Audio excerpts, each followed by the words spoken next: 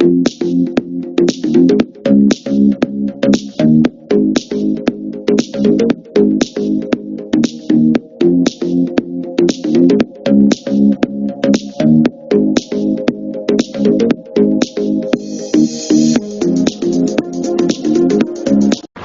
de comenzar con el tema en sí, ¿qué es la prótesis total? La prótesis total, como número uno, reemplaza dientes y tejidos perdidos. Como ustedes saben, una prótesis total, muy aparte de ver los dientes, es un conjunto del sistema estomatognático que reemplaza, hasta yo diría, el ego, el confort de una persona anciana. En algunos casos hay personas que son jóvenes adultos que han perdido los dientes por accidentes, pero la gran mayoría de nuestros pacientes son personas geriátricas de la tercera edad, y nosotros tenemos la obligación de, número uno, atenderlos muy bien, porque son personas sensibles, es como si fueran niños. En una prótesis total también es el arte de la rehabilitación.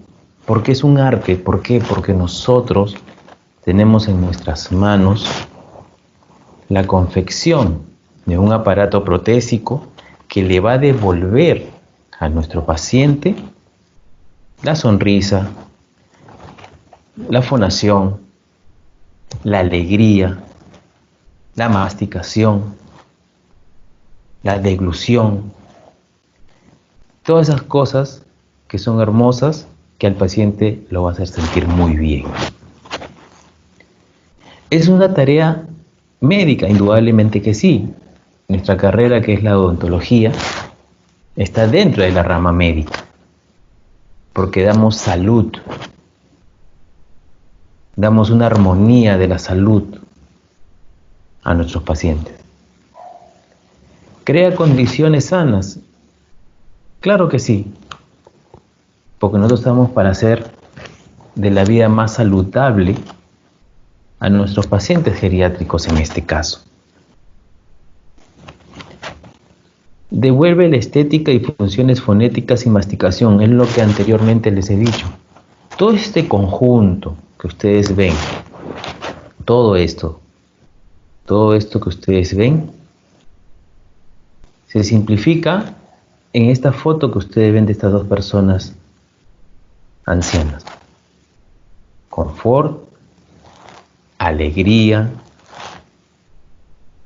sentirse bien. Que nosotros perfectamente sabemos que hay muchos pacientes, o muchos de nuestros pacientes, cuando vienen a nuestra consulta, ya sea en la universidad o en una consulta privada, como ustedes van a tener más adelante, a veces vienen acongojados, vienen con pena,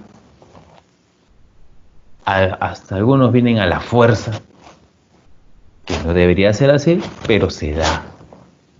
Entonces, todo esto, una prótesis total, todas estas funciones, objetivos que ustedes ven acá en esta diapositiva, es el resultado de la felicidad de una persona geriátrica, en su gran mayoría, que tenemos la obligación de que ellos se sientan bien.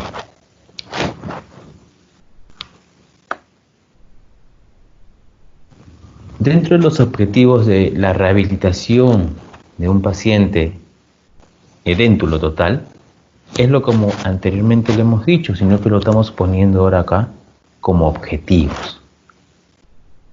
Función masticatoria, indudablemente que sí, porque el paciente, muy aparte que viene por una cuestión de estética, el paciente geriátrico muchas veces también viene por una función masticatoria. ¿Cuál es lo más clásico que escuchamos nosotros de nuestros pacientes? Doctor, tengo que licuar mi comida. Doctor, tengo que comer todo blando. Entonces, la función masticatoria de nuestros pacientes geriátricos prácticamente no la tienen. Entonces, uno de los objetivos de la confección de una prótesis completa es devolver la función masticatoria. ¿Y qué nos conlleva a eso? Algo muy elemental, que ustedes lo saben, que espero que sí. Ustedes saben perfectamente que nosotros debemos moler o masticar nuestros alimentos para que nuestro sistema digestivo pueda trabajar idóneamente. Entonces, le estamos devolviendo la función masticatoria a ese paciente y a la vez estamos haciendo que su sistema digestivo funcione muy bien. Por eso es que, si ustedes se dan cuenta, los alimentos, en primer lugar, donde ingresan es por la cavidad oral. ¿Quiénes se encargan de la masticación? Los dientes. Si un paciente que tenemos no tiene muelitas, prácticamente está deglutiendo o tragando. Entonces, nuestra obligación, más que todo, es devolverle esa función masticatoria. El segundo punto, estética. Claro que sí.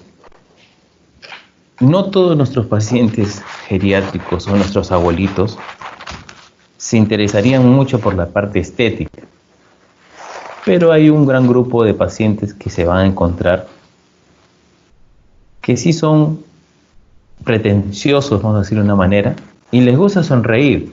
Entonces, su autoestima de esas personas se decae por la sencilla razón de que si antes tenían una prótesis y ahora sus dientes están pequeños, rotos o manchados, se sienten mal. Quizás coman bien, como muchos dicen. Como muy bien, doctor, pero miren mis dientes, ya no se nota cuando me río. En las fotos aparezco como si no tuviera muelas, es como si no tuviera sonrisa. Entonces, uno de los objetivos de la rehabilitación en prótesis completa también es la estética. Indudablemente que sí, porque ese paciente se va a sentir muy bien con él mismo. El tercer punto que vemos acá es la fonética.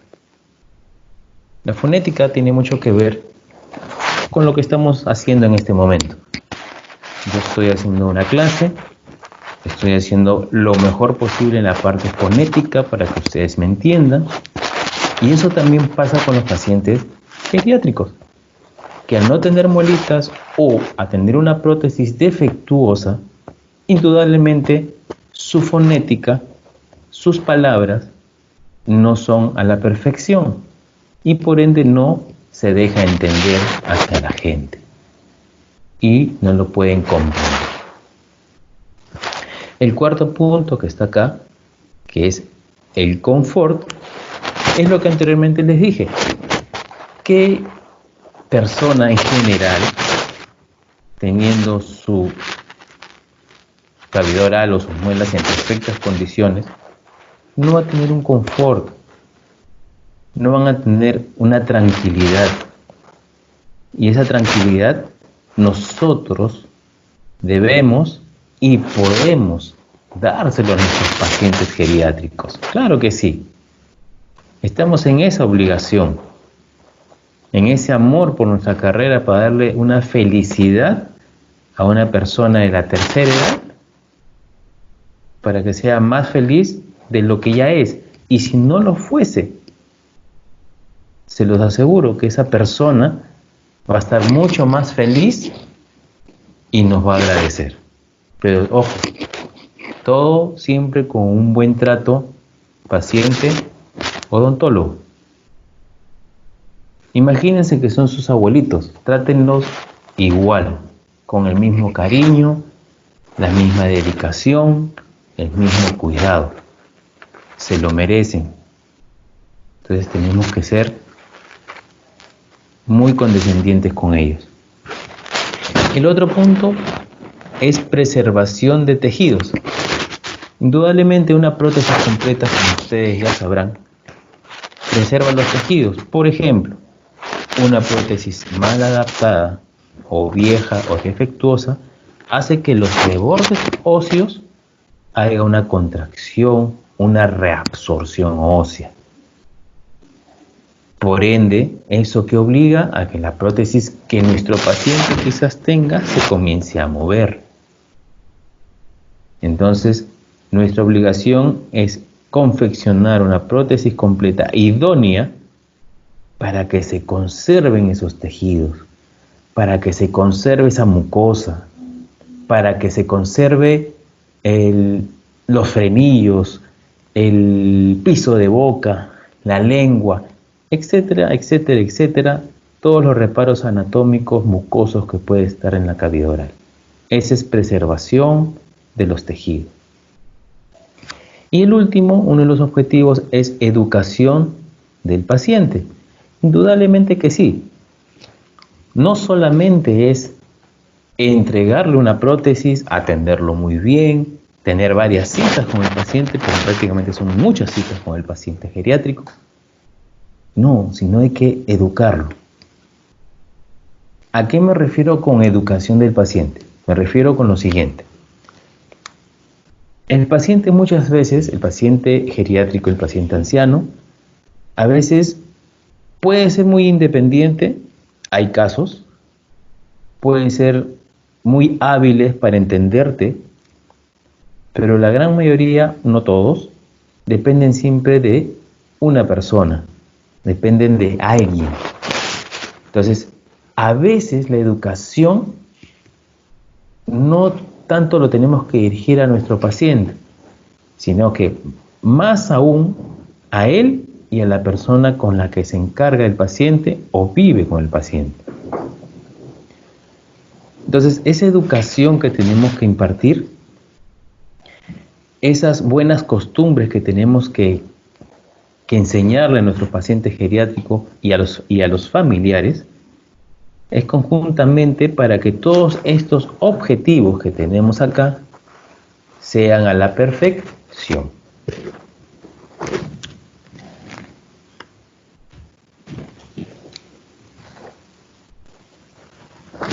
En esta diapositiva vamos a hablar un poco sobre la eficacia masticatoria. Esto es lo que le estoy diciendo, señores alumnos. Es un preámbulo un poco de la historia clínica geriátrica. Lo que pasa es que, como ustedes saben, como yo lo sé, sabemos, son alumnos de 7º ciclo, sabemos que manejamos historia clínica. Sabemos las partes de la historia clínica, pero que la conocemos a la perfección. Pero no solamente la historia clínica es un papel que escribimos, no somos robotizados. Somos seres humanos y estamos atendiendo a seres humanos. No es un joven, no es un adulto, es una persona anciana que es mucho más susceptible. Entonces, todas estas cosas que yo les digo es para su bien, para que puedan tratarlos bien. Por ejemplo, dentro de la eficacia masticatoria, ¿qué podemos ver? Tenemos varios factores, por ejemplo. Hay prótesis totales monoplanos, que más adelante van a ver sus características de unos planos. Hay prótesis totales con cúspides, o también llamados poliplanos. ¿Cuál es muy aparte que ya sabemos la diferencia, es que uno es prácticamente, las cúspides son planas, indudablemente las poliplanas es porque las cúspides tienen una dimensión requerida para la oclusión. Entonces, ¿cuál es la eficacia masticatoria? Hay, por ejemplo, señores, que si han tenido ya como antecedente una prótesis total con monoplanos, yo les recomendaría que no conviertan su prótesis nueva en poliplanos, porque va a ser un poco más difícil que se pueda acostumbrar. Y viceversa. No hagan que el paciente geriátrico que ha tenido prótesis con cúspides ponerle monoplanos, porque va a pasar lo mismo. Entonces, en conclusión, si tienen un paciente con antecedentes ya de prótesis, es usar lo más recomendable, los mismos tipos de dientes para sus prótesis. Si se dan cuenta, monoplanos del 28 al 38% y con cúspides de entre 38 al 48%. El rango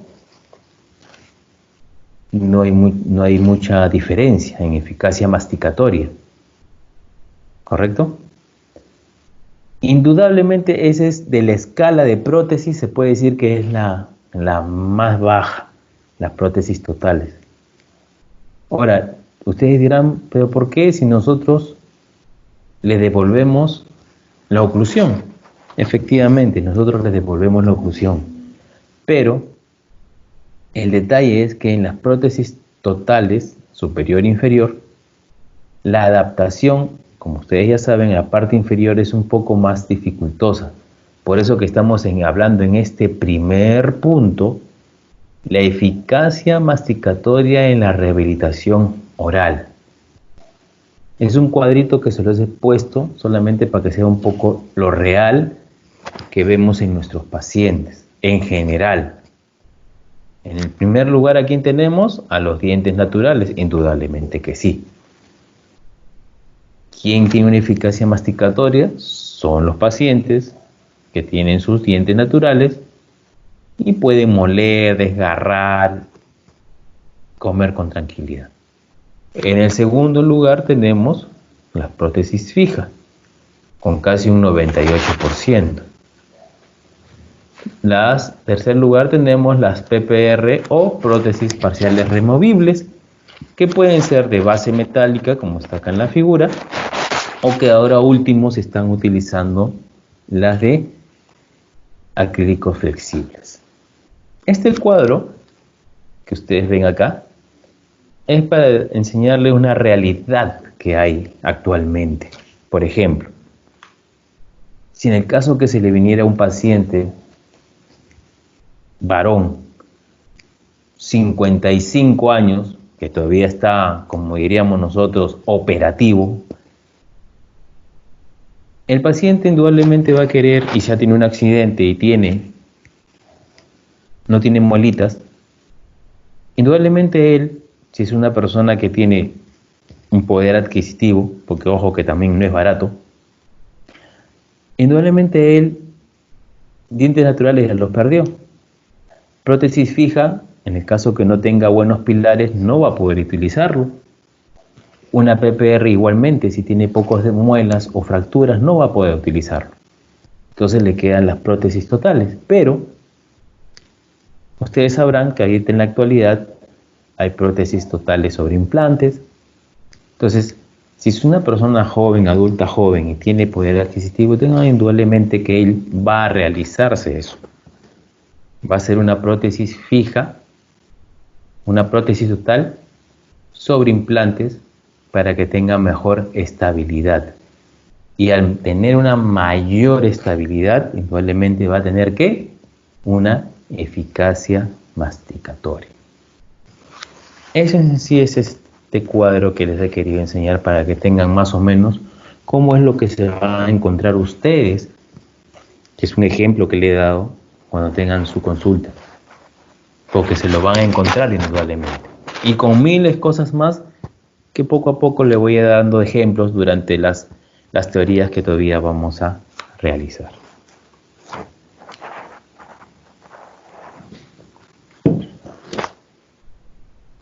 Alternativa de tratamiento es lo que más o menos les he dicho hace un rato. Las prótesis total balanceadas, las prótesis total no balanceadas. Eso tiene mucho que ver con la estabilidad de la prótesis. A veces se nos escapa de las manos nosotros, profesionales, que queremos dar lo mejor de nosotros para una prótesis total balanceada, pero a veces La reabsorción ósea inferior especialmente ocasiona que a veces que nuestras prótesis no sean totalmente balanceadas. Y por ende a veces no es que fracasemos, pero hay que explicarle al paciente cuáles son los motivos. A veces hay maniobras como la cirugía preprotésica, pero a veces es un poco engorroso, doloroso, que hay muchos pacientes o muchos pacientes de la tercera edad no desean tomarlo. Pero que de todas maneras estamos en la obligación nosotros de explicarles y decirles los tratamientos o las alternativas que puede tener. Prótesis inmediatas son las que usamos más que todo para cualquier caso de emergencia. Una zona neutra es un poco entre las prótesis balanceadas, no balanceadas e inmediatas, con las sobredentaduras. Las sobredentaduras o las prótesis sobre implantes es lo que le hablé anteriormente, que mucho tiene que ver, lastimosamente es así, con el poder económico, pero sí se puede hacer, a no ser que también se da que a veces nosotros mismos, por una cuestión de solidaridad, podemos ayudar, no totalmente, indudablemente que sí, porque tenemos que cobrar nuestros honorarios, nuestros conocimientos, pero podemos en algunos casos ayudar a los pacientes para que ellos puedan realizar lo que la mejor alternativa para ellos puede ser. Esta palabra que ven acá es muy interesante, alternativas.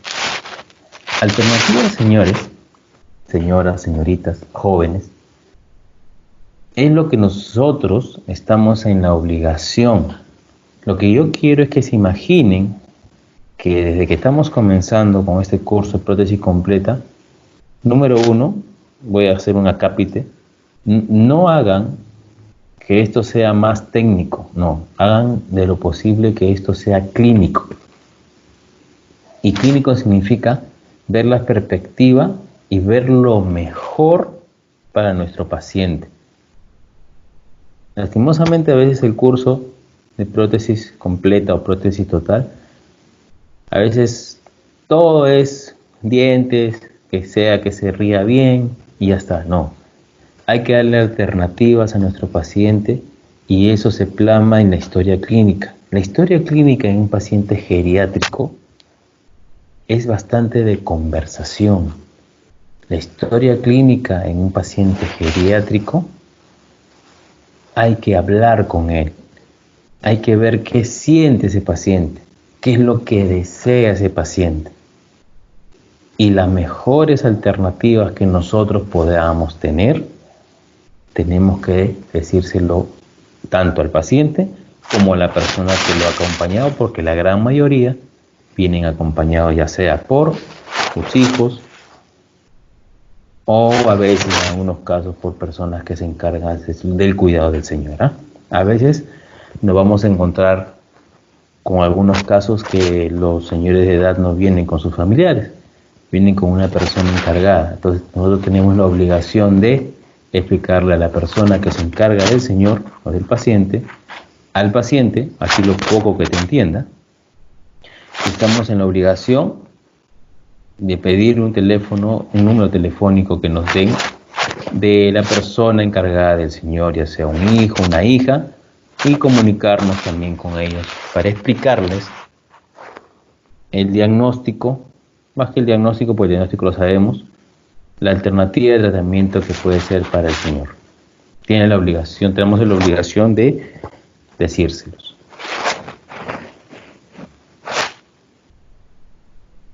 Ahora sí entremos un poco de lleno para lo que ustedes ya manejan, lo que es historia clínica. Ustedes saben que la historia clínica, como muchos saben, es un documento médico, legal, además es epidemiológico, estadístico, y que a veces, en ocasiones, a nosotros nos puede ayudar si es que tenemos alguna vez que ojalá nunca lo tenga, algún problema con un paciente. Por eso, una historia clínica debe ser legible, no debe tener manchas, no debe tener errores.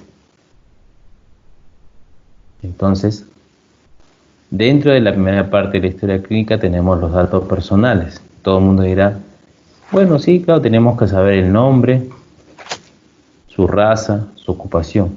En el paciente geriátrico tenemos que saber más que todo de estos 4 puntos que ven acá. Nombre, porque tenemos que decirle por su nombre, indudablemente que sí. Edad y sexo, indudablemente a simple vista se ve. La raza nos ayuda un poco para ver el tipo de dientes que quizás haya tenido, la ocupación que ha tenido el señor, porque no creo que a esa edad todavía siga laborando, para ver más o menos cuál ha sido lo que lo ha conllevado a perder los dientes, quizás a temprana edad, a mediana edad o ahora último. Esa es la primera parte que uno debe saber de la historia clínica y debe escribirlo bien.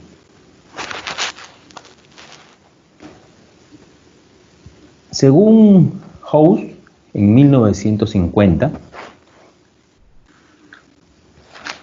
habló sobre la actitud mental del paciente.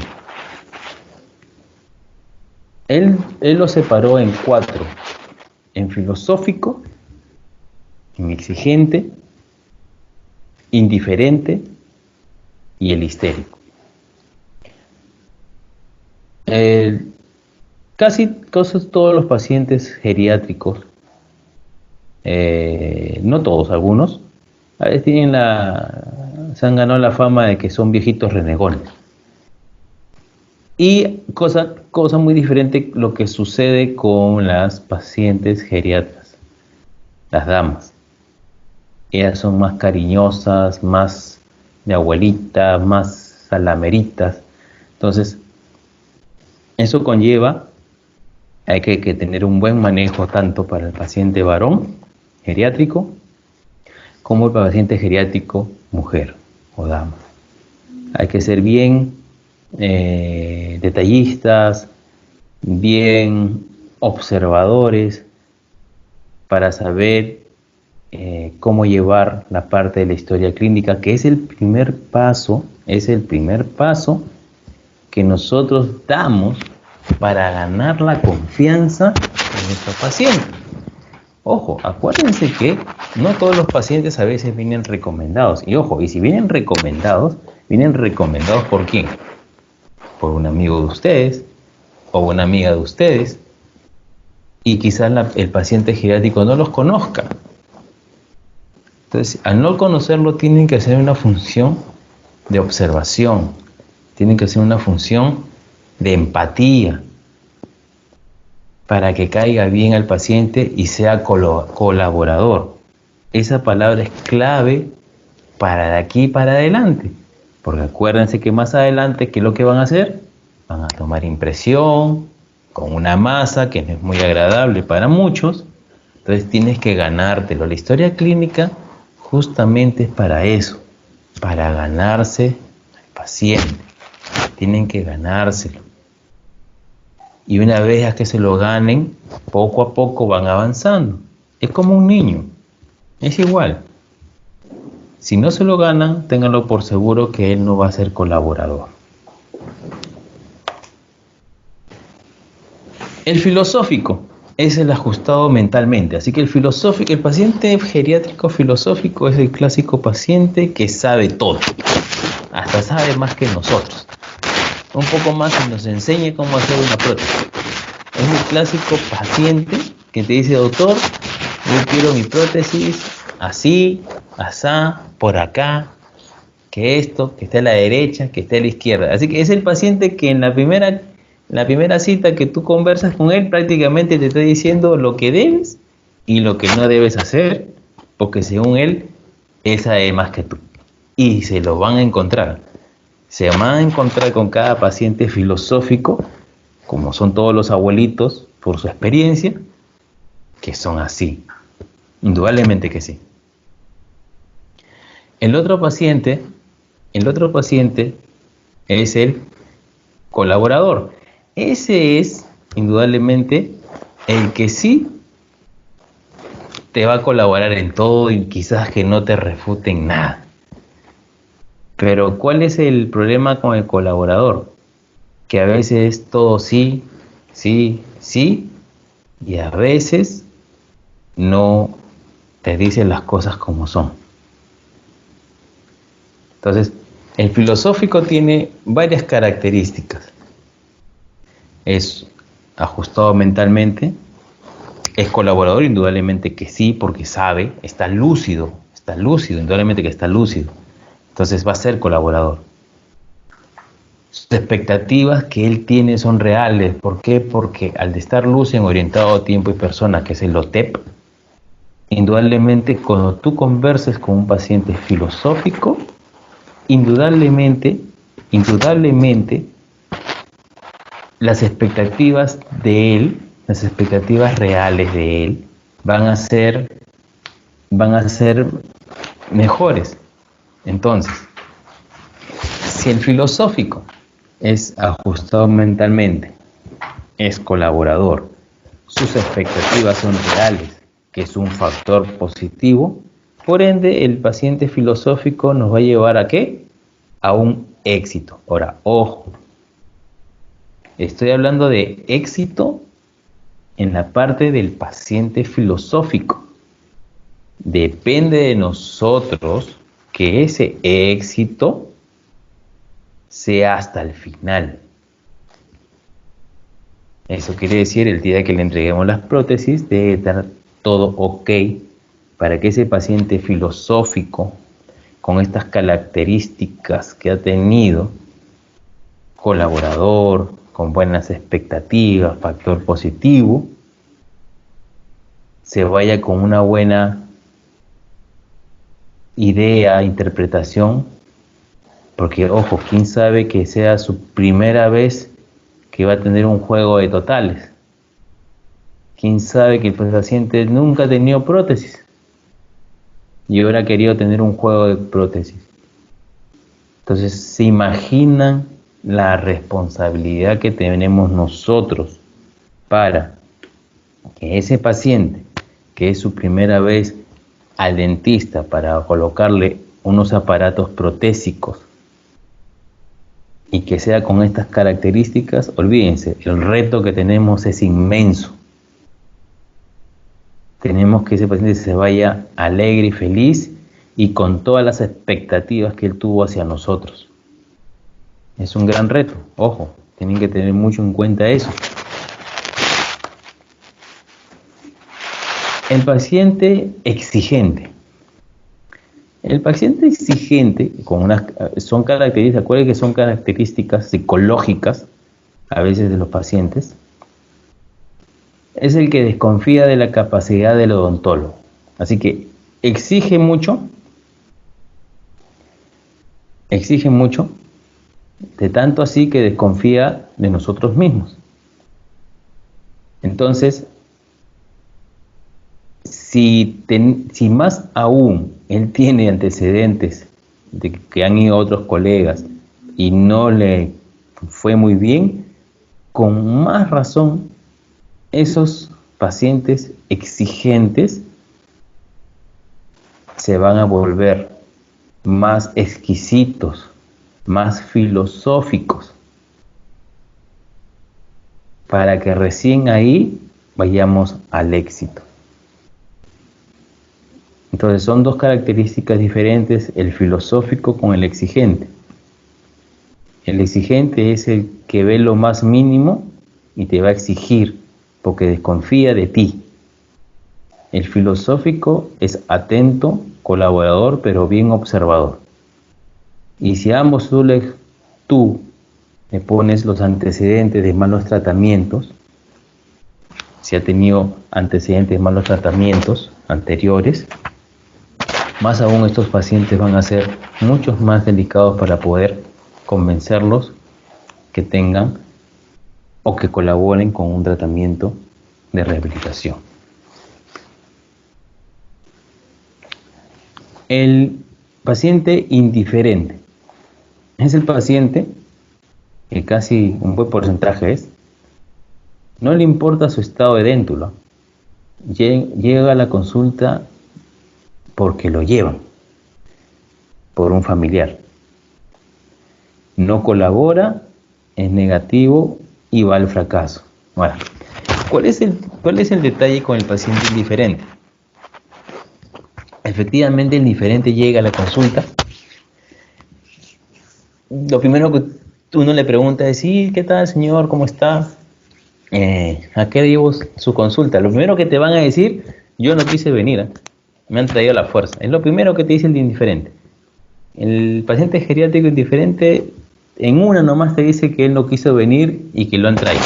En una, ni va a dudar. Así es el paciente. Ahora, como ha venido a la fuerza a la consulta, indudablemente nuestro reto es mayor. ¿Por qué? Porque tenemos que convencerlo. Después de convencerlo,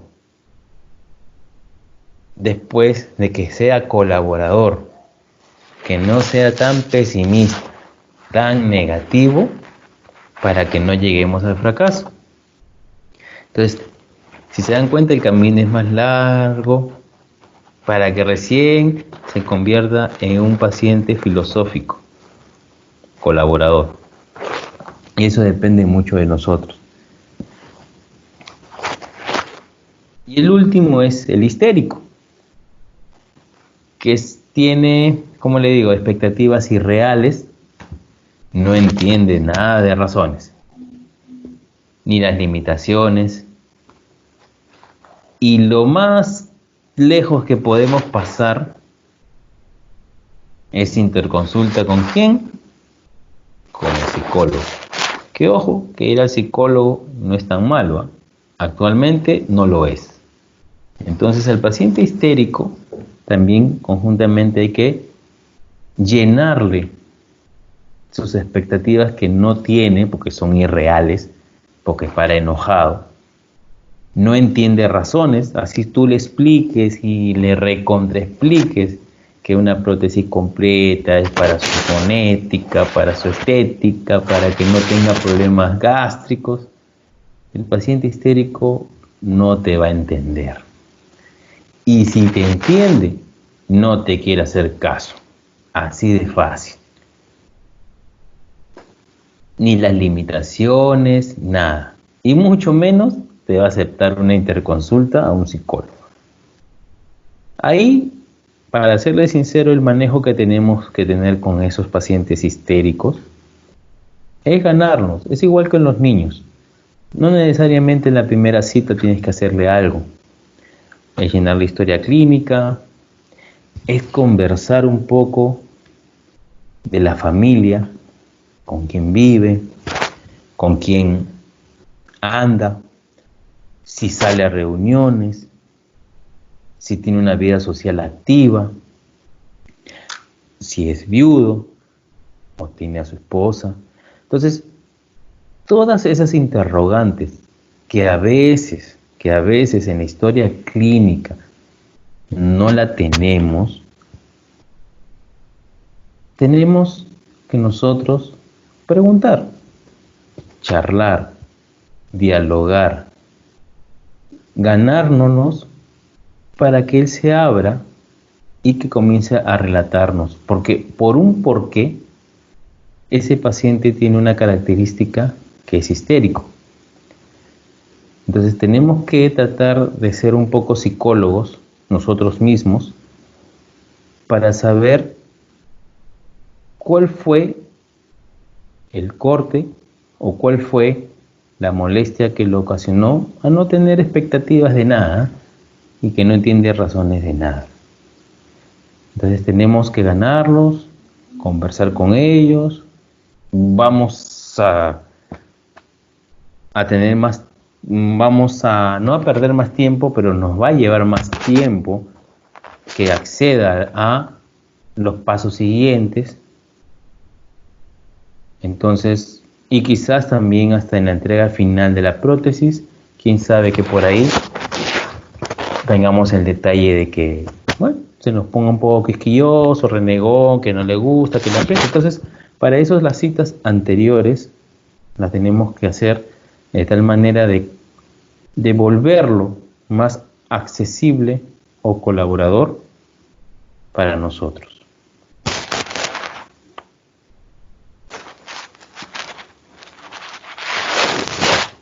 Entonces, lo que hemos visto anteriormente es el estado de los pacientes que nos vamos a encontrar, especialmente los pacientes de edad. En esta fotografía, por ejemplo, tenemos el estado general. Como les vuelvo a repetir, la historia clínica ustedes se la saben de memoria. Las partes, motivo de consulta, antecedentes familiares, antecedentes personales, antecedentes médicos, operaciones, antecedentes odontológicos y el estado general del paciente. Mucho tiene que ver en la parte de la historia clínica, que es el primer paso. Yo siempre he dicho que la historia clínica es el primer paso de bienvenida a una persona, ya sea extraña o no extraña. Ojo, porque así la paciente o el paciente te conozca, una cosa es conocer afuera de tu consulta o de tu trabajo y otra cosa es en tu trabajo. Tú tienes que explicarle al paciente cómo es la figura. Entonces, el estado general a veces nosotros lo sacamos con una ectoscopía, que es la ectoscopía, es la primera impresión que nosotros tenemos cuando vemos al paciente ingresar a nuestra consulta. Por ejemplo, en esta figura es una paciente relativamente joven, lo más probable que ha sido de provincia, que son hace muchos años atrás, extraían las piezas dentarias. Estas dos fotografías son personas de más edad, se le ve un poco triste, acongojadas, somnolientas, con sueño. Acá la señora también se le ve triste. Entonces son estados generales que el paciente a veces a la primera inspección de una historia clínica nos percatamos. Y que esto al final de todo el tratamiento que hagamos, estas caritas que ve acá se van a volver sonrientes, felices, pero todo porque el primer paso para conocernos es la historia clínica. Pasamos ese peldaño que es la historia clínica y todo se hace más accesible para que se vuelvan colaboradores para lo que viene, que nosotros sí lo sabemos. Sabemos que viene impresiones, cera, arco facial, etcétera, etcétera. A veces ellos no lo saben. O si lo han pasado hace años ya ni se acuerdan. Entonces, el estado general o el estado de ánimo de esos pacientes es importante para ver cómo están. La historia dental pasada. Este es un punto de la historia clínica, muy aparte de entablar una conversación, de conversar con nuestros pacientes. Esta es una parte de la historia clínica dental geriátrica muy, pero muy importante. ¿Por qué? Porque nos conlleva ¿qué? A ver si el paciente ha tenido un antecedente de prótesis o ha tenido varios antecedentes de prótesis. Ahora, de todos esos antecedentes de prótesis, ténganlo por seguro que el paciente siempre va a rajar, siempre es así. Va a decir, sí, el primer juego de prótesis que me hicieron me cayó muy bien. El segundo ya no. El tercero tampoco. Por eso he venido con usted. Porque me han dicho que usted es bueno. Okay. Y quizás no es que sea bueno, sino es que el paciente a veces tiene experiencias que él los interpreta que han sido malas. Entonces, esa historia dental es muy buena. ¿Para qué? Para saber cuántas veces o cuántos juegos de prótesis ha tenido en su vida. Ojo, porque hay pacientes geriátricos Y nos puede pasar a nosotros mismos, ¿eh? Que tú le haces un juego de totales y al siguiente año quiere hacerse otro.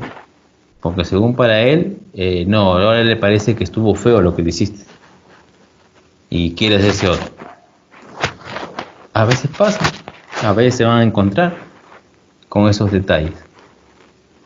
O más aún, por ahí que si son de la zona, por ahí que se van a encontrar que el señor le va a comentar, o un familiar, un amigo le va a comentar, sí, vi al señor tal, fulano tal, entrando al consultorio del otro doctor allá. Quién sabe que se haya ido a otro colega por la vergüenza de no ir a molestarte a ti de nuevo, que a veces, muchas veces pasa, y justamente este punto de la historia dental es por eso. Tenemos que saber cuántas veces ha ido un paciente a un odontólogo anteriormente, si ha ido varias veces, el por qué. Ahí sabemos si es medio quisquilloso, colaborador o no. Hay que ver si ha ido solamente por única vez a un odontólogo. Hay que ver en qué estado está la prótesis que tiene. Puede ser que ya esté con 20 reparaciones, sin muelas por completo y está mordiendo con el acrílico. Eso quiere decir que es un paciente dejado, que no le interesa y que está viniendo porque ya no tiene cómo pegarlo. Entonces, esos ejemplos de historia dental pasada nos sirven a nosotros para poder manejar a nuestro paciente geriátrico, para que nos lleve a un buen final de nuestro plan de tratamiento. Así como estos ejemplos, rotura, se dan cuenta que hay alimentos, puede ser que el paciente le responda, no doctor, como perfecto.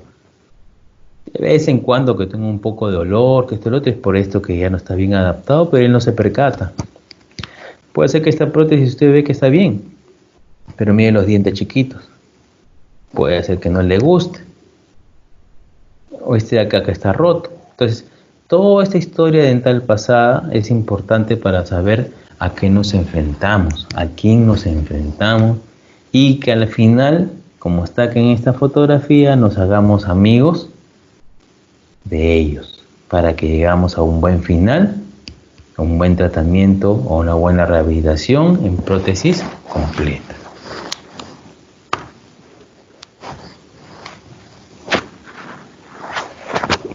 En algunos casos, notoriamente, quizás, o al momento de hacer la conversación, nos vamos a dar cuenta que hay pacientes que tienen parálisis facial. Entonces, o han tenido parálisis facial. Entonces, esos pacientes con parálisis facial, si no se ha tratado a tiempo, dejan secuelas musculares especialmente. Acuérdense que ahí tenemos el músculo orbicular de los labios, que están acá, con esta flechita. Tenemos desviación de la mandíbula. Hay simetría facial, se dan cuenta la línea media no coincide con la línea media inferior en esta foto. Apertura y cierre. Y por ende todas esas cosas que le he dicho, ¿qué nos conlleva? A que posiblemente tengamos una dificultad para la elaboración de prótesis. Ahora, ojo, ustedes me dirán, pero doctor, ¿eso quiere decir que los pacientes de parálisis facial no los debemos atender? No, señores, señoras, señoritas. Todo paciente nosotros atendemos.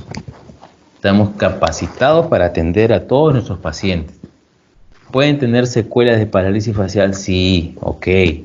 Puede ser que este paciente haya tenido una prótesis y se queje que ve que sus dientes están chuecos. Y quizás no estén chuecos, sino que por la secuela de la parálisis o la asimetría facial se vea de esa manera.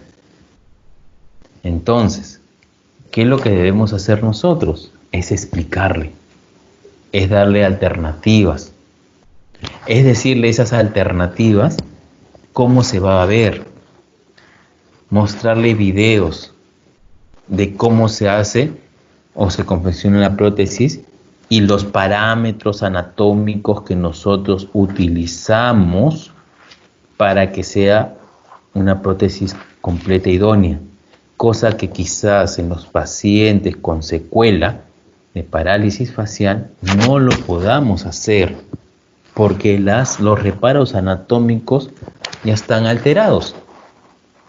Entonces, tenemos que explicarle a nuestro paciente de parálisis facial que vamos a hacer lo mejor que podamos para que él se sienta cómodo. Acá viene la pregunta del millón.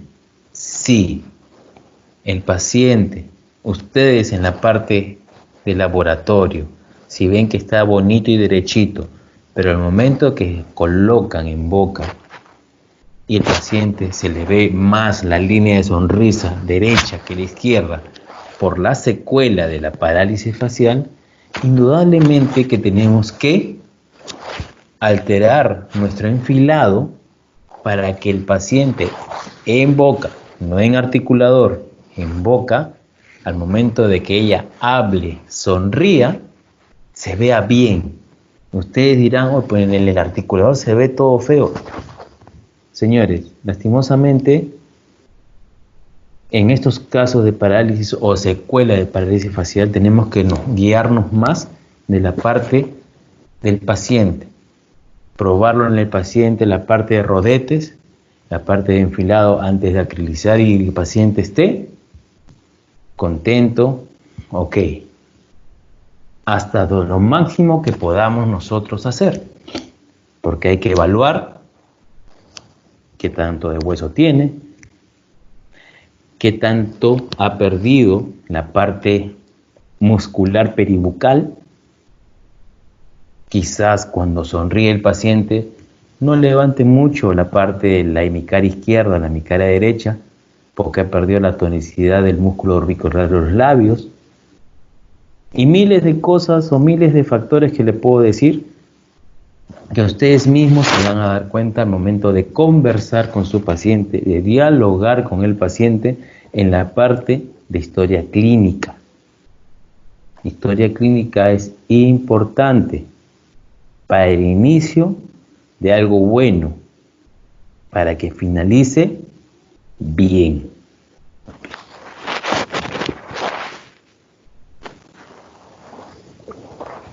Hay una parte que es la evaluación clínica, que es más o menos lo que estamos viendo poco a poco de la historia clínica. ¿Qué partes vemos acá? Vemos forma de la cara, que eso no podemos percatar al momento de conversar con el paciente. No es que agarres una cinta y le des la vuelta a la cara del paciente para decir redondo, cuadrado, triangular. Solamente con conversar y mirarlo uno se puede percatar de esas cosas. El perfil facial, indudablemente los perfiles de las personas geriátricas con prótesis desgastadas o sin prótesis, indudablemente el mentón está un poco hacia adelante, el perfil del nasal se le ha caído, el músculo orbicular del labio también está caído, etcétera, etcétera. La forma de los rebordes, para qué forma tienen los rebordes, la absorción ósea, si tiene exostosis, el tipo de mucosa. Entonces, todos estos puntos que ustedes ven acá es una evaluación que tenemos que verlo clínicamente.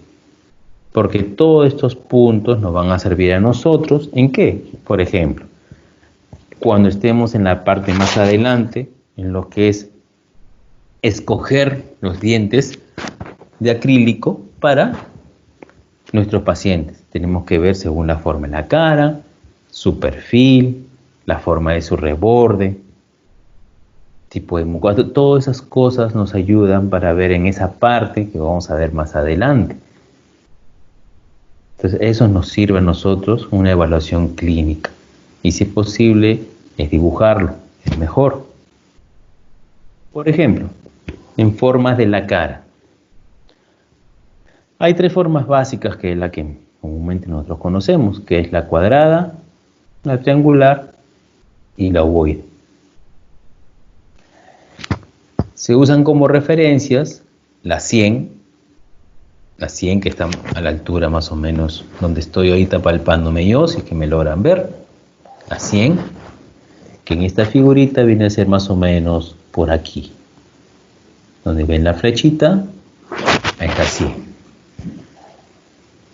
De ahí tenemos el arco cigomático, que es la parte del pómulo, si quieren llamarlo de una manera, el arco cigomático, donde está el malar, el arco cigomático es una curvatura, y el ángulo de la mandíbula, que es este de acá, que en varones es más pronunciado y en damas es menos pronunciado. Entonces la forma de la cara hay básicas: cuadrada, triangular y ovoide. Cuadradas, por ejemplo, este caballero de acá en esta foto es cuadradito. Acá también es cuadrado. Ovoide es más o menos cuando está en forma de un huevito, más o menos así. Acá tenemos en otra figura la triangular.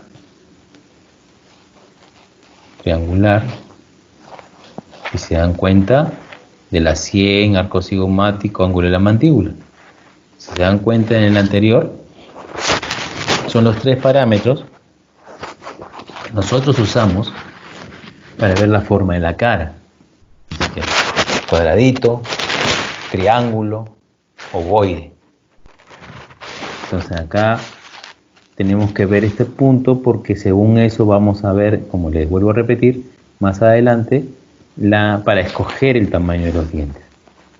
Entonces, esos son los tres puntos de las tres referencias que ustedes se tienen que guiar: la sien, el arco cigomático y el ángulo de la mandíbula.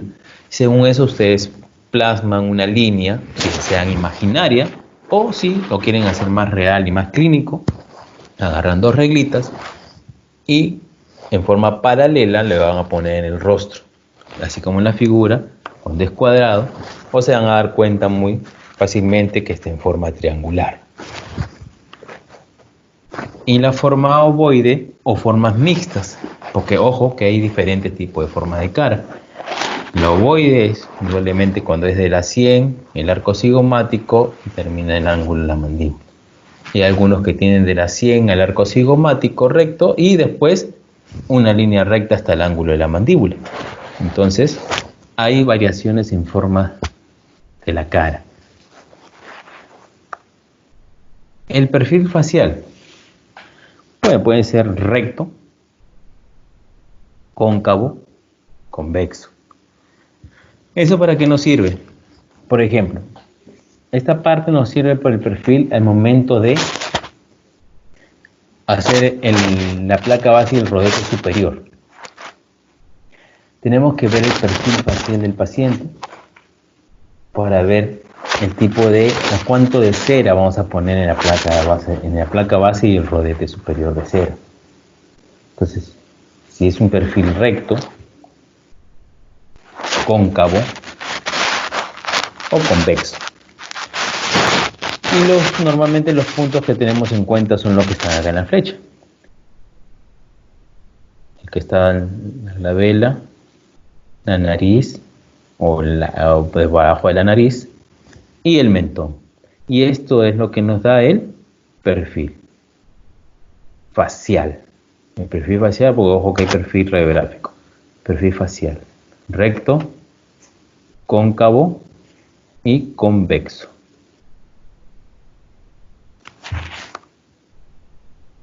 Exostosis. ¿Qué es? Las exostosis son, o nos podemos encontrar en el examen clínico con protuberancias, malformaciones, como un torus palatino, que su nombre es torus palatino, pero a veces en prótesis completa le decimos exostosis, que es algo que está agrandado de más de lo normal. Entonces, indudablemente esto, porque es importante anotarlo en la historia clínica. ¿Por qué? Porque nos va a conllevar que al momento de hacer la placa base tenemos que aliviar, porque es una zona dura. Tenemos que aliviarlo para que al momento de que la prótesis, o al momento de hacer ya el proceso de laboratorio de una prótesis, tenga la misma forma de la exostosis, porque ese es uno. Otro es que hagamos una cirugía preprotésica. Ahora, ¿cuál es el problema con la cirugía preprotésica? Es el tiempo, la cicatrización que lleva mucho tiempo. Si el paciente, no tiene apuro, se le hace una cirugía, pero en esos casos solamente aliviamos. Son quizás protuberancias o anomalías anatómicas de tejido mucoso duro que nos podemos encontrar en un paciente y que tenemos que anotarlo en la historia clínica para que quede registrado. La evaluación clínica en condiciones orales existentes. ¿Cómo tenemos acá? Por ejemplo, remanentes dentarios. En muchos casos, a veces vienen pacientes con remanentes radiculares. Entonces, a veces hay pacientes que tienen prótesis completas y cuando le retiramos la prótesis completa nos encontramos que por debajo hay remanentes. Entonces, acá hay dos caminos que más adelante en otros ejemplos le podemos dar. Pero en este caso tenemos que anotarlo, los remanentes dentarios. Ahora ustedes me dirán, pero doctor, ¿por qué voy a anotar un remanente dentario si indudablemente va a tener que extraérselo? Y bueno, en parte tienen razón, pero en parte no. ¿Por qué? Porque los remanentes dentarios, si nosotros hacemos una buena evaluación periodontal, clínica y radiográfica, ese remanente dentario o remanente radicular, quizás, no soy adivino, nos pueda ayudar y pueda permanecer en boca, por ejemplo, haciéndole un tratamiento de conducto y colocándole un espigo metálico tipo tapa o tachuela, que nos puede servir como si fuera un implante, para que no tenga ¿qué? Una reabsorción ósea más rápida. Es un ejemplo que más adelante, por ahí que también le voy a dar otros ejemplos más. Por eso que hay que ver si esos remanentes radiculares, hay que verlos clínicamente, periodoncia y radiografías, para ver si nos sirven o no nos sirven. Y ahí recién tomamos la decisión si los conservamos o hacemos cirugía. La pérdida de dimensión vertical. Indudablemente que la pérdida de dimensión vertical, la gran mayoría de nuestros pacientes geriátricos sí lo van a tener. Son bien pocos los pacientes geriátricos que a 2 años o quizás 3 años o máximo 5 años se cambien su prótesis. La gran mayoría vienen con las prótesis ya reparadas, desgastadas por completo, sin dientes, solamente con el acrílico rosado. Entonces, si alguna vez tuvieron una dimensión vertical idónea, poco a poco lo iban perdiendo. Ahora, ¿cuál es el problema con la dimensión vertical? El paciente no se da cuenta. El paciente geriátrico siempre le va a decir, pero doctor, pero si como bien, hablo bien, no me he dado cuenta en qué momento perdí mi dimensión vertical que usted me dice. Y en verdad, se lo van a decir, no se dan cuenta. No se dan cuenta. Si ustedes lo midan, no se va a dar cuenta y menos le va a llamar la atención. Eso es la pérdida de dimensión vertical. Pero sí es importante para nosotros porque tenemos que devolver la dimensión vertical. También encontramos en la evaluación clínica hipertrofias glandulares y mucosas, que es más o menos casi parecido a la sexostosis. Tenemos un agrandamiento glandular, agrandamiento de mucosas. Cuando son agrandamientos de mucosa, sí se puede hacer quizás por ahí una cirugía, que no es tan complicada el postoperatoria, se puede hacer. Pero de preferencia es evitar, pero si el agrandamiento de la encía, si el agrandamiento de la mucosa están en zonas que sí nos pueden quizás impedir para las prótesis, indudablemente hay que hacer una alternativa de tratamiento. Las hipertrofias óseas en relación a las mucosas, como son duras, quizás para no conllevar a una cirugía, podemos hacer el alivio respectivo para que esas hipertrofias se conlleven bien o se lleven bien de la mano con la prótesis completa. Después tenemos la reabsorción ósea. La reabsorción ósea es una evaluación clínica que sí nos interesa también mucho. ¿Por qué? Acuérdense, señores, que hay reabsorción ósea cero, especialmente en el maxilar inferior.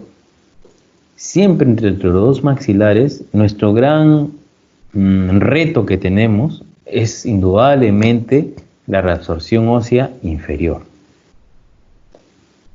Van a venir pacientes con sus rebordes casi 0 o 1. Indudablemente hay que anotarlos en la historia clínica, hay que ir preparando un buen plan de tratamiento, tenemos que ir preparando las palabras correctas para decirle al paciente y al familiar cómo puede ser, cómo debe llegar o qué se podría hacer con una cirugía. Y según esa conversación que tengamos nosotros con el paciente y los familiares, llevar a una buena alternativa de tratamiento para nuestro paciente. Y el último, el estado de la mucosa, indudablemente porque la mucosa es donde se va a soportar nuestra prótesis, porque no es dento mucosoportada. Nuestra prótesis es netamente mucosoportada. Entonces, tenemos como que ver bien cómo está el estado de nuestra mucosa. Entonces, eso es importante para verlo, observarlo, anotarlo en la historia clínica. Es muy importante, todo lo que ustedes vean, todo lo que ustedes tengan que ver en el examen clínico, tienen que anotarlo. No que lo hago después, no que después, no, tienen que anotarlo, porque es importante, es muy importante. El examen, el otro punto de una historia clínica, tenemos el examen extraoral. El examen extraoral es una breve caracterización del paciente, porque es por fuera. Entonces hay que observarlo, hay que mirarlo de todos los ángulos que podamos.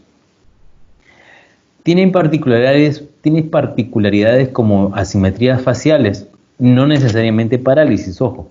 Una cosa es parálisis facial, ¿correcto? Otra cosa es asimetría. Esto lo van a encontrar muy comúnmente pacientes geriátricos. ¿Por qué? Indudablemente nosotros, bueno, me considero joven por si acaso, todavía tenemos una textura, una forma de rostro idónea, así como ustedes, pero ya cuando pasa el transcurrir del tiempo, estamos hablando, no sé, 65, 70, 75, 80 años, la simetría de nuestro rostro va cambiando, nuestras fases van cambiando. Entonces, eso conlleva a tener particularidades específicas de cada paciente. Entonces, tenemos que tener bien claro esa parte. No es parálisis, es asimetría facial. Hay que ver y ser bien cuidadoso. Por eso que la historia clínica es importante, porque se anota todos los antecedentes familiares, todos los antecedentes médicos, todos los antecedentes que ha tenido de operación, etcétera, etcétera, para anotar en la historia clínica y ver si es una asimetría facial por la edad o ha sido una parálisis facial, que son dos palabras muy diferentes. Después tenemos la palpación de ATM. Ya ustedes se podrán imaginar qué van a encontrar en el ATM al momento de palpar.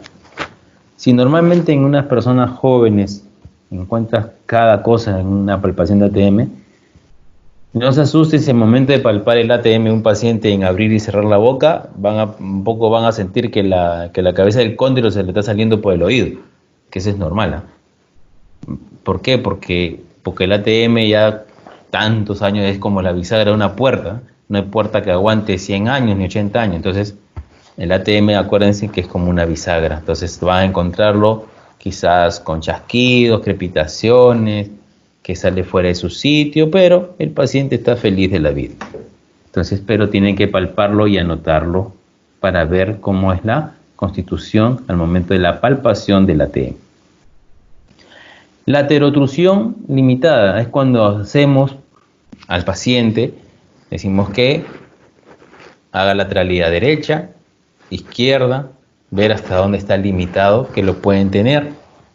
porque el ATM, el disco articular, también se habrá gastado, el líquido sinovial quizás ya no lo tenga, y se van a escuchar también ruidos. Y dolores al abrir la boca. Indudablemente hay pacientes que al momento de abrir la boquita duele, pero no son en todos los casos, a no ser que hayan tenido un problema de golpe en su juventud y no se han dado cuenta y recrudece al momento de que un paciente ya tiene más edad y tiene dolores al abrir la boca. O también puede ser que tenga un diagnóstico de artritis o artrosis. Entonces, acuérdense, si nosotros anotamos que tiene un antecedente médico de artritis o artrosis, acuérdense que eso ataca a las articulaciones y el ATM es una articulación. Entonces, tienen que ver el dolor que tiene al abrir la boca cómo es.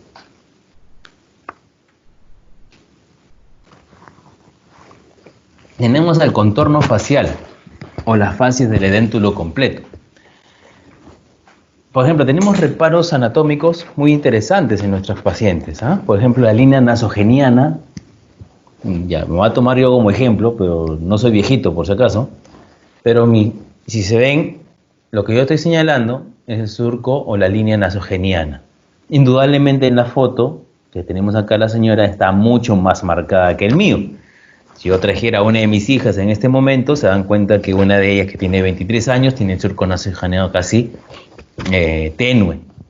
Es por la edad. Entonces tenemos que estar atentos a este detalle del surco nasogeniano. Por ejemplo, un ejemplo.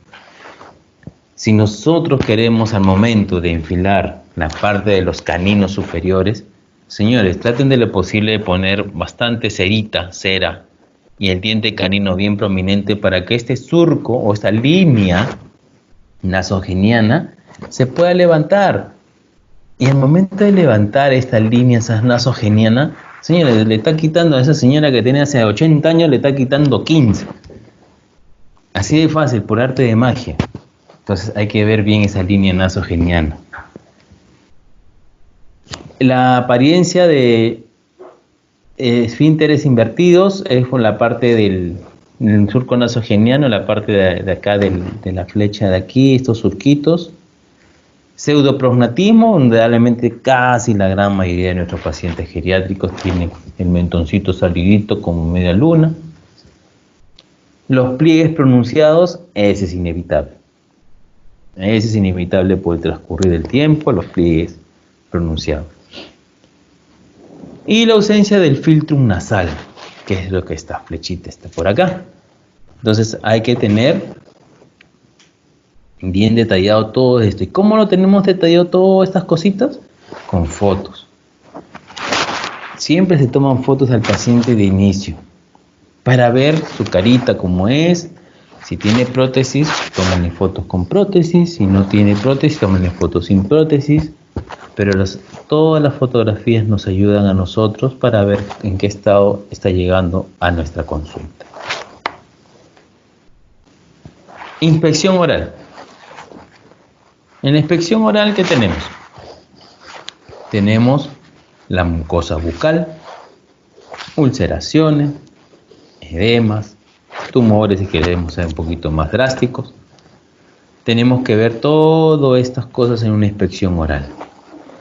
Tenemos que ver la lengua, si hay cómo está esa burra, alteraciones de la lengua, tamaño de la lengua, la movilidad de la lengua. Tenemos que ver cómo es esa lengua, porque acuérdense que uno de los reparos anatómicos, fisiológicos, que es nuestro gran enemigo al momento de adaptar o hacer una prótesis inferior, ¿cuál es? La lengua. La lengua es un músculo potente que hasta saca las prótesis. Así hasta con correa creo que la saca.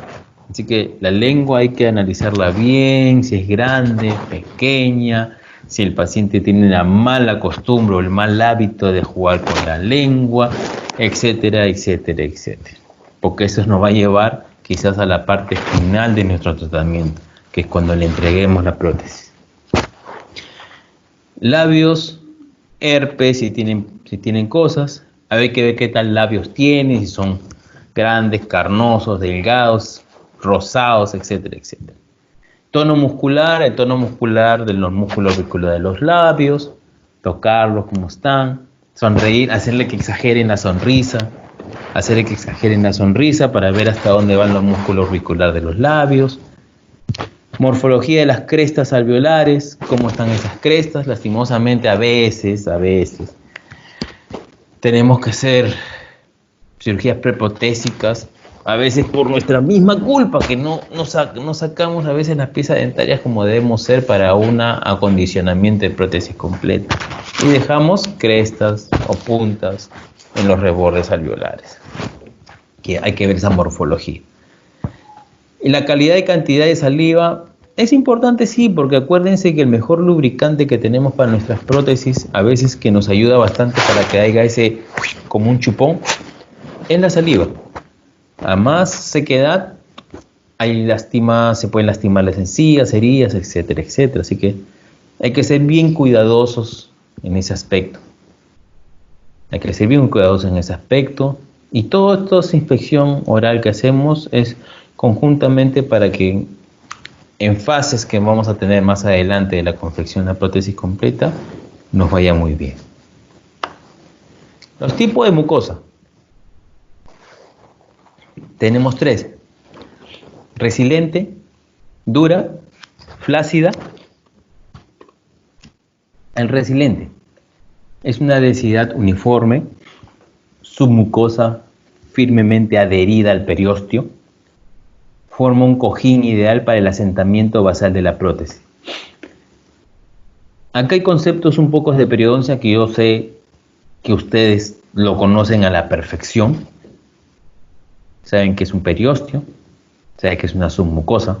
Entonces, todo esto se acondiciona, así que este tipo de mucosa resiliente se condiciona, es como un cojín, como un colchón ideal. ¿Para qué? Para que nuestras prótesis se asienten y queden en perfecta armonía con la mucosa. Ahora, el tipo de mucosa dura. La dura es delgada, no hay submucosa, muy susceptible a la irritación bajo presión. El mismo hecho que sea dura hace que no haya ese cojín. Acuérdense que un cojín es igual, por ejemplo, yo ahorita estoy sentado en un cojín, a que me sienten, no sé, en un ladrillo, es muy diferente. Así que estoy propenso a hacer algo muy duro, la irritación bajo presión. ¿Y quién da la presión al momento de masticar, morder, ocluir? El otro tipo de mucosa flácida es móvil. Está rellena de tejidos redundantes y requiere cirugía. De la flácida a veces no es buena porque está muy móvil, tiene papilas, tiene tejidos así hipertróficos y hay que hacer una cirugía preprotésica.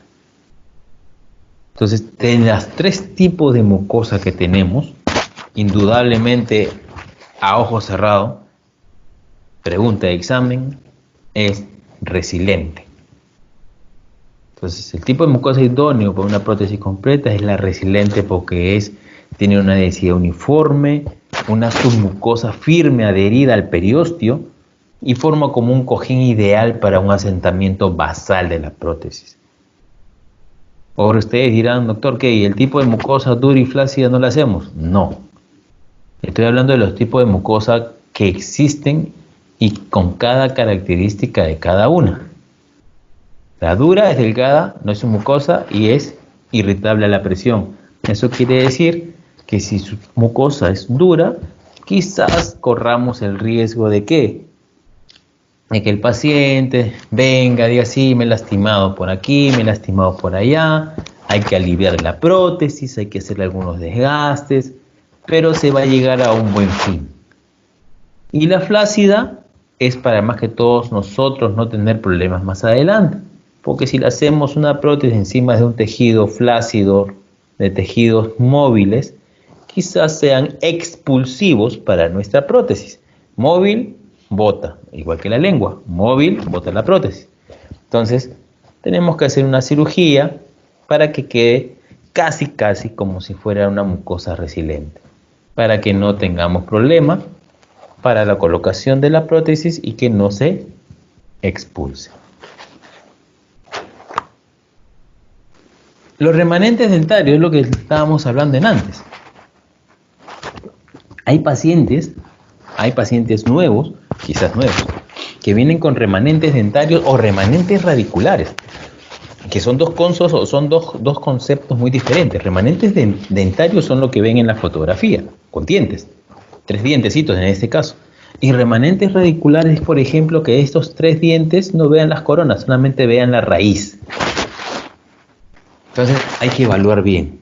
Yo, particularmente, si me vinieran así, yo no los conservaría, porque hacer una prótesis parcial removible solamente con 3 dientecitos, no. Ahora ustedes me dirán, doctor, pero se le puede hacer una prótesis completa y acá le hacemos pues una cavidad para que ingrese y ya está, y puede servir como prótesis completa. Sí, pero ¿cuál es el detalle? Que no sabemos, o bueno, apreciamos un poco por la fotografía, que no son muy bonitos que digamos estos dientes, ¿no? Entonces hacerle unos dientes, un enfilado superior, un enfilado inferior bonito, para que estos 3 queden feitos, indudablemente yo no me atrevería a hacer eso. Lo que sí podría hacer es evaluar, como le dije hace un rato, periodoncia, clínica y radiográficamente, cómo están estos 3 remanentes dentarios y quizás me puedan servir como tratamiento de conductos y pernos tipo tachuela o tipo tapa sin las coronas para que haya evitar la resorción ósea inferior y poder que este hueso que ven acá, imaginemos que no hay coronita, este hueso se conserve alto. Este huesito que se ve acá en la flecha, eso, como una montaña, se conserve alto. Excelente. Quizás nos pueda servir de eso. Y hay que anotar una historia clínica igualmente. Pacientes edéntulo inferior y mire, tiene una molar en el molar. ¿Qué hacemos? ¿Se lo extraemos? Puede ser. Y esperamos que cicatrice, le hacemos su prótesis superior, que tiene una buena estabilidad y adaptación de prótesis. No tenemos ningún problema. Lo otro que podemos hacer es, hacer una prótesis completa y hacerle una cavidad y que ingrese porque está en la parte posterior. Estéticamente hablando, no nos ocasiona ningún problema en la parte estética, pues casi la segunda molar. Y 3, yo no me atrevería a hacerle endodoncia aquí, obviamente que no. Yo creo que la primera alternativa sería conservarlo y la segunda es conservarlo, hacerle una cavidad y hacer una prótesis porque no altera la parte. Yo creo que con eso es suficiente. Y la otra, si queremos ser radicales, extracción, esperar que cicatrice y hacerle una prótesis, prótesis completa. También puede ser. No hay ningún problema. Este reborde que se ve acá inferior es un reborde muy bueno que digamos, casi 1. Tiene algunas alteraciones en la mucosa, en los rebordes, pero está aceptable. Es un paciente muy aceptable. Las hipertrofias, como dije, no se ve muy bien en la foto, pero acá hay algunas partes, un agrandamiento gingival en esta prótesis de este paciente, que a veces hay que hacerle cirugía para llegar a un buen camino, a un buen final del tratamiento de rehabilitación. Y a veces estas hipertrofias también a veces ocasionan problemas al momento de las prótesis o adaptar las prótesis, indudablemente que sí. Acá hay otro pacientito, miren, tienen hipertrofias, miren esas hipertrofias. Estos pueden ser un gran problema para las prótesis, entonces hay que hacer una cirugía, acondicionarlo, que esté más o menos parecido como está la flecha acá, más o menos así, etcétera, etcétera. Porque hacer una prótesis encima de esto, sí, indudablemente es un poco complicado que digamos, ¿no? Acá tenemos otros agrandamientos mucho más grandes en la parte inferior, por ejemplo, acá sí es cirugía, indudablemente que sí.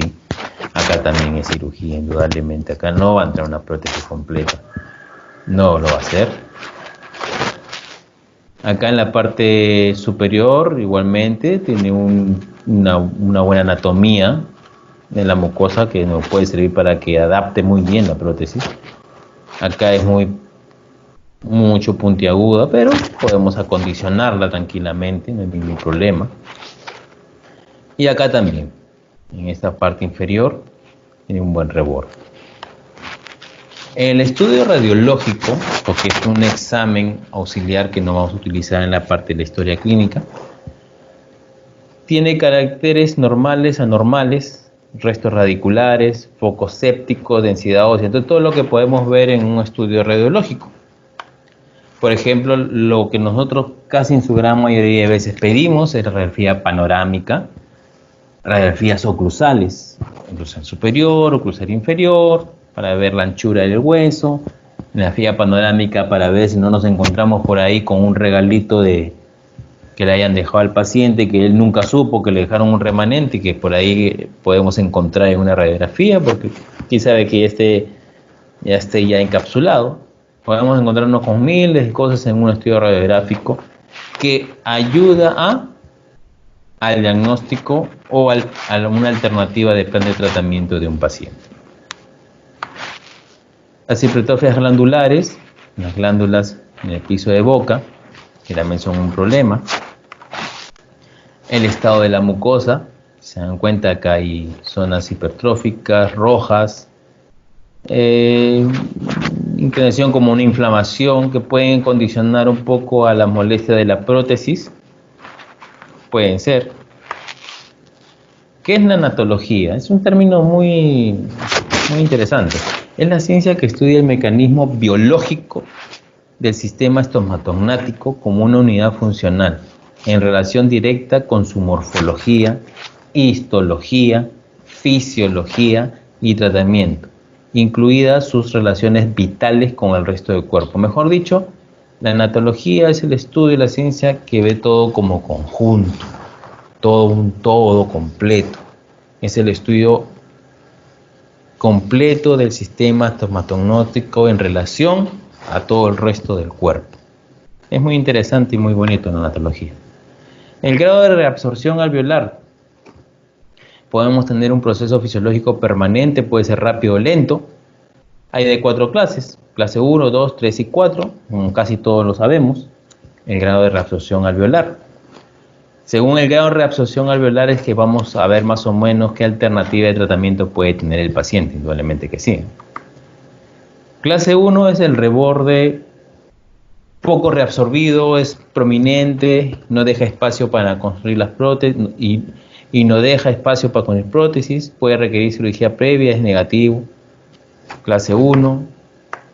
La clase de reborde medianamente reabsorbido es ideal, da suficiente espacio para las bases y dientes artificiales. Reborde totalmente reabsorbido plano es negativo y su pronóstico reservado. Y es un reborde modificado por cirugía. Así que son los tipos de reborde que nosotros podemos encontrarnos en la parte clínica de la historia clínica, que debemos anotarlo o debemos tener una alternativa.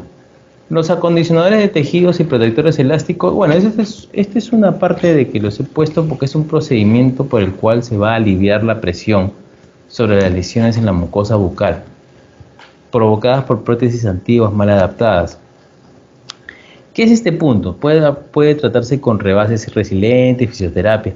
Este punto lo he colocado dentro de la historia clínica, ¿por qué? Porque a veces el simple hecho de encontrar lesiones en nuestros pacientes en la historia clínica o en el examen clínico, una de las alternativas para poder hacer el acondicionamiento de prótesis, el acondicionamiento de la placa base, etcétera, etcétera, después, justamente es hacer rebases resilientes. Son depresibles, permiten recuperar los tejidos, fisioterapia, enjuague, esto. Así que todo lo que tenemos que hacer antes de, tenemos que acondicionar los tejidos. A veces se usan protectores elásticos, a veces no, pero es un punto importante. ¿Por qué? Porque esto nos ayuda a nosotros a que en el transcurrir entre lo que conocemos al paciente y la historia clínica y los demás pasos de la prótesis completa, podamos nosotros acondicionar ese tejido para que se nos haga más fácil la manipulación y la prueba que a veces el paciente por heridas no nos pueda apoyar. Uno de los mayores tejidos, los protectores elásticos entre comillas más conocidos en el mercado, es usar silicona y otras de acrílico, el Ufigel de Boco, el Resil de Subiton, el Viscogel de Tetsply y el Flexacryl de Lang. Son protectores elásticos que a veces se colocan en los rebordes. ¿Para qué? Para que mientras que van usando sus prótesis o antes de hacer las tomas de impresiones, ponerlo en las encías para que eso se comience a aliviar las heridas. Porque acuérdense que el paciente, lo primero que le va a decir el paciente: doctor, pero ¿y no voy a usar mi prótesis para comer mientras que me termina mi prótesis? No, sí va a poder, pero me hace heridas. Entonces uno de esos son los protectores elásticos. Se lo coloca, es como un colchoncito, se le coloca en la prótesis. ¿Para qué? Para que el paciente cuando muerde diga: ah, no, sí, de verdad, se me mueve, pero no me lastima la encía. Entonces eso está bien, está bacán, porque estamos protegiendo la encía, que no se haga más heridas, no se haga más llagas o más aftas o úlceras, y nos acondicionan que el tejido se vaya regenerando para que nosotros el paso a paso que hagamos en una prótesis completa esté en perfectas condiciones. Por ejemplo, acá una foto de acondicionamiento de tejidos blandos, se le coloca, se le adapta.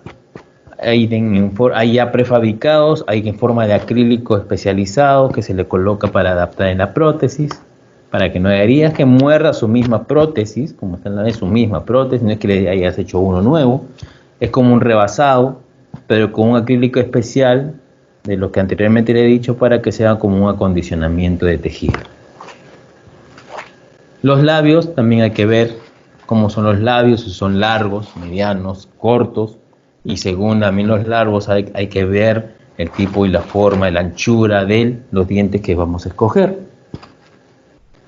Entonces, según si son largos, medianos o cortos, vemos cómo son sus labios. Hay mucha gente que tiene labios cortitos, pequeños, cortitos, gruesos. Entonces hay que evaluarlos de tal manera. La apertura bucal puede ser grande, mediana, pequeña, indudablemente que sí. Si el paciente tiene buena articulación del ATM, va a ser grande, mediana, pequeña. Y eso nos ayuda también, uno, a ver si va a ser colaborador al momento de tomar la impresión, que es importante.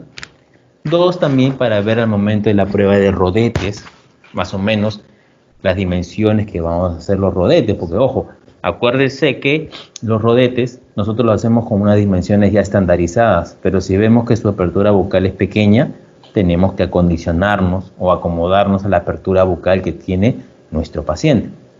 Entonces hay que una buena acotación de la historia clínica es la apertura bucal, para ver cómo lo vamos a manejar. Los frenillos, indudablemente también hay que ver, porque hay frenillos que son muy expulsivos. El frenillo bucal, frenillo labial, etcétera, etcétera, son muy expulsivos. Entonces hay que ver si es necesario hacer una cirugía de frenectomía, que ojalá que no, pero si hay que hacerlo, lo hacemos, o si no, hacemos lo más clásico, que es aliviar la prótesis.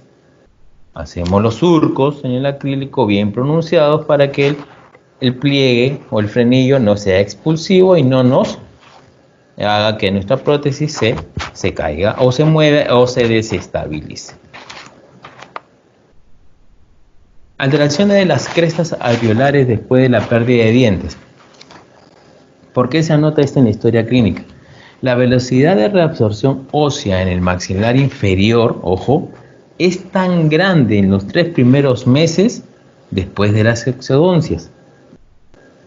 Es como les dije anteriormente, a veces nosotros mismos nos ocasionamos obstáculos para hacer una prótesis completa, porque a veces nosotros mismos hacemos la cirugía de los remanentes y nosotros mismos dejamos como si fueran espículas óseas, por no ser que un buen limado, una buena maniobra de cirugía. Entonces, a veces nosotros mismos lo condicionamos, a veces nosotros mismos son los que cometemos el error. Entonces, la velocidad de la reabsorción, especialmente en el inferior, es grande. El superior, tenemos a un gran aliado que es, ¿cuál? ¿Cuál es nuestro mejor aliado del maxilar superior? El paladar. Tenemos un paladar que tiene forma de herradura, forma cóncava, como un hueco, que hace que el efecto chupón de una prótesis suena. Hasta cuando hacen el sellado periférico va a ver cómo suena. Ese va a ser más adelante. Entonces, uno de ellos, pero en el inferior no. En el inferior, cuando hacemos extracción o pérdida de dientes, la resorción ósea es inmediata. A los 3 meses habrá perdido 2 milímetros de huesito de altura. La resorción es inmediata. Entonces hay que preguntarle bien al paciente al momento de hacer una evaluación clínica por qué, cómo hizo la pérdida de sus dientes, por qué fue y hace cuánto tiempo fue la extracción, si es que nosotros no lo hemos hecho. Ojo, si es que nosotros no lo hemos hecho. Si lo hemos hecho nosotros, está a punto de la historia clínica. Anatomía de los rebordes alveolares. Tenemos clases de resorción. Hay centrífuga, a expensas principalmente de la tabla interna mandibular, y la centrípeta, a expensas de la tabla externa maxilar del maxilar superior. Entonces, tenemos la centrífuga y la centrípeta. Entonces, las dos clases de reabsorción, para que sea un poco más claro esta terminología, es por vestibular y por lingual. Por vestibular, acuérdense que al momento de hacer el alivio de una prótesis inferior, nosotros aliviamos más la parte lingual. Y en la parte superior hacemos la parte vestibular.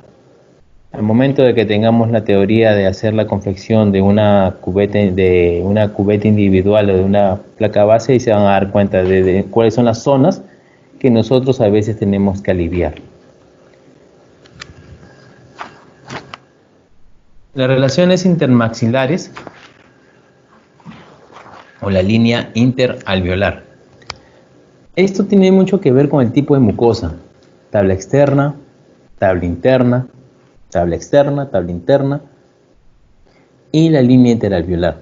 ¿Por qué? Porque esta curvatura que ustedes ven acá o este ángulo que forman de menor a 80 grados, a veces es una buena línea o un buen ángulo que nos permite a nosotros una buena adaptación de la prótesis en el maxilar superior. Para que me entiendan mejor, sin necesidad de tanto ángulo o tanta matemática, la tuberosidad que tenemos o que tienen nuestros pacientes geriátricos, que es inmensa y prominente en la parte posterior del maxilar superior, es importante para nosotros porque nos da estabilidad, nos da adaptación y nos da una seguridad de que la prótesis superior coja bien, se adapte bien, de tal manera que el paciente se sienta muy cómodo. Y ahí quizás la diferencia entre la adaptación de una prótesis del maxilar superior a una prótesis de un maxilar inferior. Indudablemente hay diferencia. No quisiéramos, pero hay diferencia. Y se lo estoy demostrando con reparos anatómicos que, si se dan cuenta en las fotos, en el maxilar superior, miren, hasta la reabsorción del maxilar superior es mínima en comparación a una reabsorción en la tabla interna mandibular, que es centrífuga. En la otra es centrípeta. Está en relación a la tabla externa. La tabla externa del maxilar superior, y en la parte inferior está en pensa de la tabla interna. Son parámetros o reparos anatómicos que, aunque no lo crean, nos interesan mucho. ¿Por qué? Porque es una prueba científica de que por qué es que nuestro maxilar superior es más adaptable que el maxilar inferior. Bueno, señores alumnos, hasta aquí ha sido la parte de la clase de lo que es historia clínica. He tratado de hacerlo lo más diferente de otras clases, porque yo sé que la parte de historia clínica es anamnesis, filiación, examen clínico, he tratado de hacerlo de tal manera que lo enfoquen de una manera muy diferente en cuestión del trato al que se da al paciente, muy aparte de anotar las cosas. Quiero que entiendan, en resumidas, quiero que entiendan una cosa en esencial. La historia clínica es un documento médico legal que nos sirve a nosotros para defendernos de cualquier cosa o cualquier eventualidad que tengamos. La historia clínica tiene que ser legible, clara, sin borrones. La historia clínica nos sirve para conocer a nuestros pacientes. Estoy hablando en general, no solamente geriátrico. La historia clínica nos sirve para ser empáticos con nuestros pacientes, ganar a nuestros pacientes geriátricos para que sean más accesibles para nosotros. La historia clínica nos ayuda a nosotros a conocer a nuestros pacientes, qué estado de ánimo y cuál fue el motivo por el cual llegaron hacia nosotros, para ver cuál fue su motivo de consulta. Entonces hay que ser empáticos, hay que conversadores para que ellos tomen el interés deseable.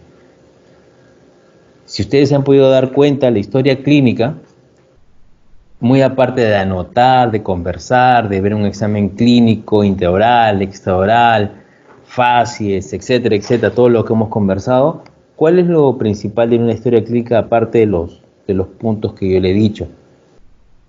Es que es el primer paso para tener un conjunto de datos de nuestro paciente geriátrico para nosotros poder paulatinamente avanzar con los otros pasos que más adelante vamos a tocar.